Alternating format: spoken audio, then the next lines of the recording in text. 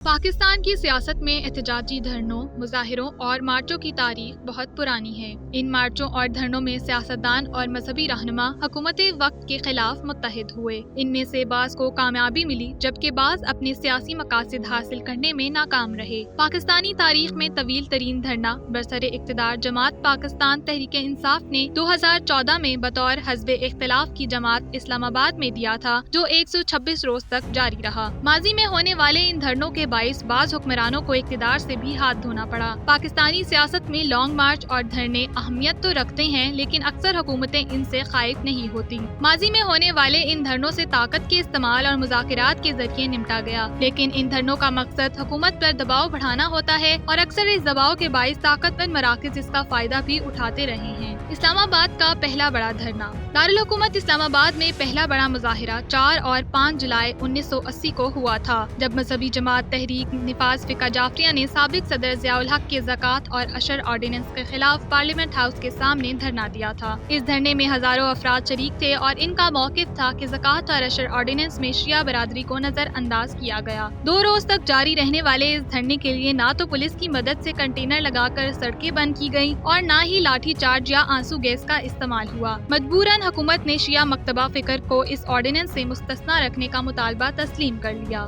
بے نظیر بھٹو کا long march. 90 کی دہائی تک اسلام آباد میں دھرنے دینے یا مارچ کرنے کا رواج اس قدر عام نہ تھا۔ اگر کسی سیاسی جماعت کے کچھ کارکن اسلام آباد میں پارلیمنٹ ہاؤس کے سامنے پہنچ بھی جاتے تو کچھ دیر جھنڈے لہرانے کے بعد روانہ ہو جاتے تھے۔ بے نظیر بھٹو نے سابق وزیر اعظم نواز شریف کے خلاف 1990 کے عام انتخابات میں مبینہ دھاندلی کے الزامات لگاتے ہوئے 16 نومبر 1952 کو ایک لانگ مارچ کا اعلان کیا۔ یہ وہ وقت تھا جب نواز شریف کی حکومت اور اس وقت کے صدر غلام اسحاق خان کے درمیان کشمکش شروع ہو چکی تھی اور بے نظیر بھٹو نے اس سے فائدہ اٹھاتے ہوئے نواز شریف حکومت کے خلاف لانگ مارچ شروع کیا۔ انہی دنوں فوج کے سربراہ جنرل آصف نواز دل کا دورہ پڑنے سے انتقال کر گئے تھے اور جنرل وحید کاکڑ کو نیا آرمی چیف بنا دیا گیا تھا۔ 26 مئی 1993 کو نواز شریف کی حکومت کو سپریم کورٹ کے احکامات پر بحال کیا گیا اور اسی سال 16 جولائی 1993 کو بے نظیر بھٹو نے ایک مرتبہ پھر لانگ مارچ کیا، تاہم اس مرتبہ انہیں اسلام آباد خاردار تاروں سے بند ملا۔ اس صورتحال میں فوجی سربراہ جنرل وحید کاکڑ نے صدر اسحاق اور وزیر اعظم نواز شریف کو مستعفی ہونے پر مجبور کر دیا۔ جماعت اسلامی کا ملین مارچ۔ جماعت اسلامی کو اسلام آباد میں ہنگامہ خیز مارچ کرنے کے لیے ہمیشہ یاد رکھا جائے گا۔ جماعت اسلامی کے پرجوش کارکنوں کی پولیس کے ہاتھوں پٹائی اور کارکنوں کے ہاتھوں پولیس کی پٹائی کی گئی عینی شاہدین آج بھی ان مظاہروں کو بھول نہیں پائے۔ جماعت اسلامی نے پہلا مارچ ستمبر 1996 میں قاضی حسین احمد کی قیادت میں ملین مارچ کی صورت میں کیا، جس کا مقصد اس وقت کے وزیر اعظم بے نظیر بھٹو کی حکومت کا خاتمہ تھا۔ اسلام آباد پولیس نے مارچ کے شرکا کو 3 روز تک اپارا کے قریب روکے رکھا۔ یہ وہ پہلا موقع تھا جب اسلام آباد کے مکینوں نے آنسو گیس سے مکمل آشنائی حاصل کی اور اس دھرنے کے دوران اپارا مارکیٹ کے قریب گھروں میں شیل گرتے رہے۔ جماعت اسلامی کے کارکنوں اور پولیس کے درمیان جھڑپوں کا سلسلہ جاری رہا اور دھرنے کے تیسرے روز مظاہرین کو پارلیمنٹ ہاؤس کے سامنے موجودہ ڈی چوک تک جانے کی اجازت دی گئی۔ جماعت اسلامی کے کارکنان نے وہیں نماز ادا کی اور سلام پھیرنے کے ساتھ ہی ہوا میں آنسو گیس کے شیل چلنے لگے، لیکن پارلیمنٹ ہاؤس تک پہنچنے کا دعویٰ پورا کرنے کے بعد جماعت اسلامی کے کارکن شام تک منتشر ہو گئے۔ اس دھرنے کے 1 ماہ بعد اسی دھرنے کو عوامی رد عمل سمجھتے ہوئے اس وقت کے صدر فاروق لغاری نے بے نظیر بھٹو کی حکومت کو برطرف کر دیا۔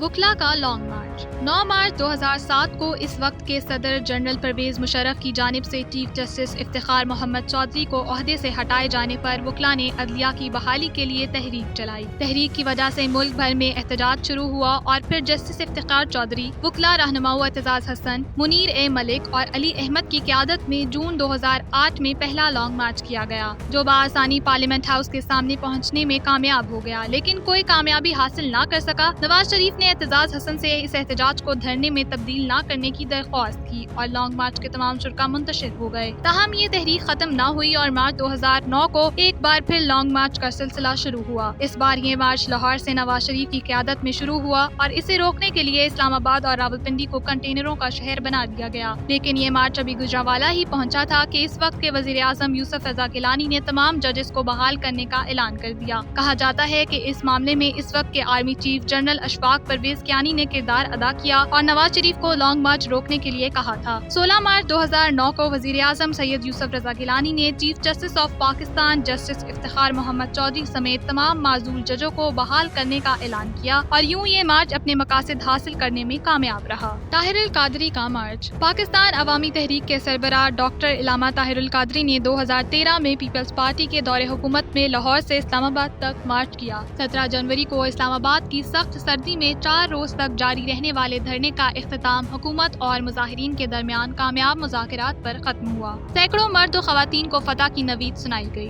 جس میں مطالبات تسلیم کرنے کا اعلان کیا گیا اور تمام مظاہرین پرامن طور پر منتشر ہو گئے۔ پاکستان تحریک انصاف کا دھرنا۔ پاکستان تحریک انصاف نے 2013 کے انتخابات میں دھاندلی اور قومی اسمبلی کے 4 حلقوں میں ووٹوں کی دوبارہ گنتی نہ کرائے جانے کے خلاف 14 اگست 2014 کو اسلام آباد کے لیے اپنے سفر کا آغاز کیا۔ لاہور سے شروع ہونے والا یہ مارچ 2 روز میں اسلام آباد پہنچا، جہاں انہیں پہلے 0 پوائنٹ اور پھر اپارا چوک رکنے کی اجازت دی گئی۔ اپارا چوک میں پاکستان عوامی تحریک اور پاکستان تحریک انصاف الگ الگ اپنے جلسے کرتے رہے اور پھر انہوں نے پارلیمنٹ ہاؤس کے سامنے جانے کا اعلان کیا۔ ہزاروں کی تعداد میں پولیس، ایف سی اور کنٹینرز کی دیواریں تھیں، لیکن سب رکاوٹوں کو عبور کرتے ہوئے عمران خان اور طاہر القادری 20 اگست کو ریڈ زون میں داخل ہو گئے۔ اس دوران حکومت نے تمام فورسز کو پیچھے ہٹا لیا۔ اس کے بعد پارلیمنٹ ہاؤس کے سامنے 18 دسمبر تک ایک طویل دھرنا دیا گیا، جس میں دھرنے کے شرکاء نے پارلیمنٹ ہاؤس اور وزیر اعظم ہاؤس کی طرف مارچ بھی کیا۔ آنسو گیس کی برسات ہوئی، ہزاروں شیل فائر کیے گئے، سپریم کورٹ کے گیٹ پر کپڑے لٹکائے گئے، ڈی چوک میں جلیبی کی دکانیں بھی کھلی، ڈی جے بٹ کے ترانے بھی چلے، لیکن بالآخر 70 دن کے بعد طاہر القادری اور 126 دن بعد عمران خان بھی دھرنا ختم کر کے روانہ ہو گئے۔